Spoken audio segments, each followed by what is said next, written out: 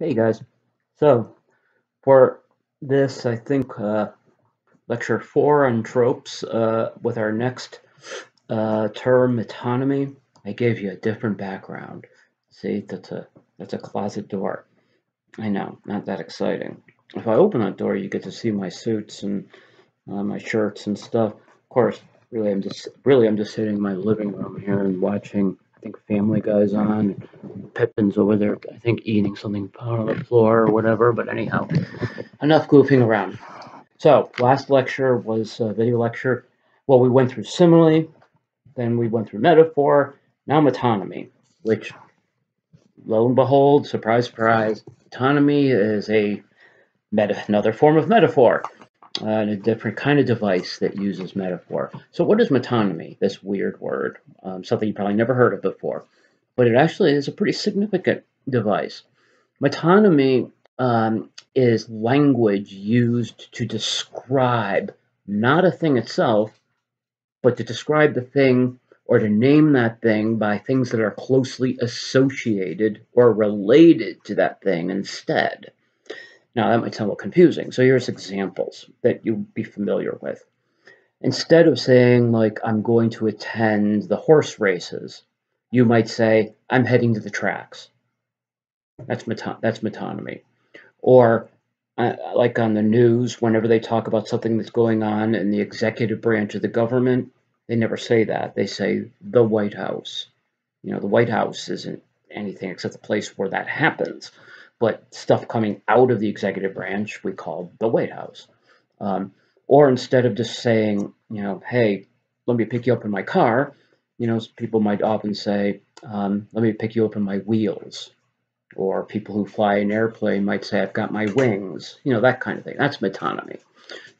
We do it all the time. Matter of fact, all of these things you guys aren't aware of that you just done self-consciously write and speak this way all the time anyhow in figurative language.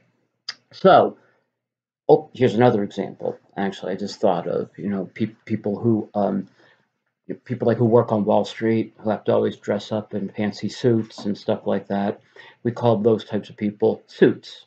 Matter of fact, I think there's a television show called that, which is very similar to the whole notion of white collar work versus blue collar work, which is a holdover from going back to the 1950s and 40s. The whole idea was that people who worked in, sort of professional work or executive work wore white shirts, and people who worked in labor would wear blue shirts. So anyhow, but it can be very helpful to recognize when metaphor is being used specifically as metonymy, just as it is helpful to recognize metaphor being used as simile. And I'll give you an example from the poem Barbie Doll. In the first stanza of Barbie Doll, you might remember that after she's born, the poet lists the many different toys that she's given when she's little.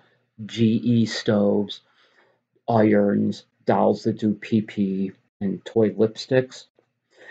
But think of it this way, these toys are all abstractions of what they signify. They're all associated to those things they signify.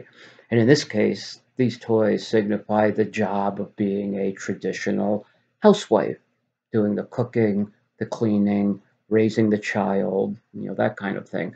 So hence the toys are being given to this girl child kind of as a way, the poem is suggesting, of grooming or constructing her to become her great role in life, a housewife kind of notion.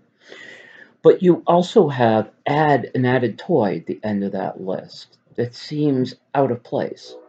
And by the way, anytime in literature you've got an object in a list or a thing in a list that's out of place, it's known as zeugma, which you don't have to know, but it's one of those many hundreds of tropes that we have. So anyhow, notice at the end of that list, the poet obviously wants an item to stand out. The pretend lipstick, the toy lipstick of cherry candy. And that pretend lipstick is probably she's doing that probably because it's one of the most important aspects of the poem, since the poem is relating everything to this Barbie doll image. Um, the lipstick obviously is metonymically associated to sex appeal, making herself look attractive. So the idea being that When you're a housewife and you spent the whole day cleaning the bathroom and cooking in the kitchen and changing a baby's poopy diapers and all that, well, you better look sexually attractive for your husband when he comes home from work. Notion. Okay, another example of metonymy. One more example here. I felt a funeral in my brain. Emily Dickinson's poem. Um, One could actually read that whole poem as developing that metaphor of the mind to the brain, the mind and the brain to a funeral through metonymy.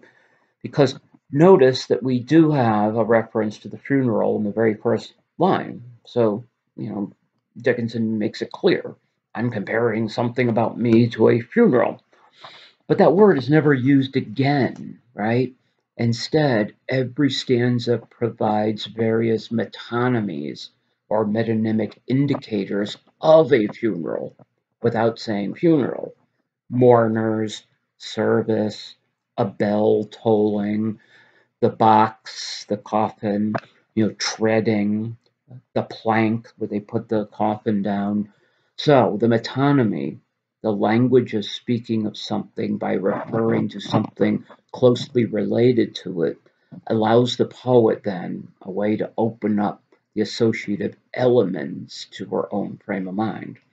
So it's a more poetic way, using metonymy is kind of a more open and poetic way to explore things without just saying, my mind is like a funeral. Instead, metonymy allows us to see and experience what that must feel like by looking at all the different things that are associated to a funeral.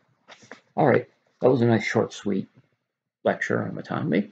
So the next one up that I will go over with you guys, I believe, is personification. Yes, indeed. So stay tuned for personification.